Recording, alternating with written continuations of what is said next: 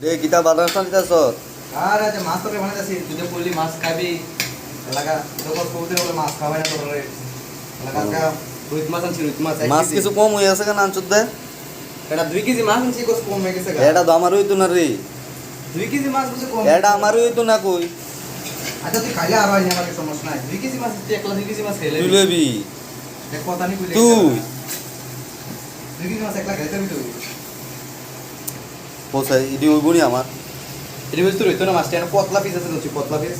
20টা piece আছে না 20 piece আছে না 20 পিস তুই একলা খাইলে তুই আমার ফ্যাটের আইডিয়া জানোস না কে দূর তুই আমার ফ্যাটটা বুঝোস না কেমন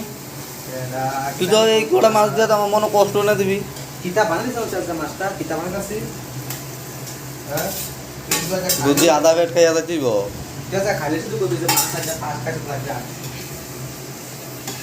লেমন মাছ খাও মাছটা কাশ্মীরি মরিচটা দিয়ে বানাইতাছি কাশ্মীরি মরিচটা দিয়ে ত্রিপুরা স্টাইলে বানাইতাছি ভালো করে বানা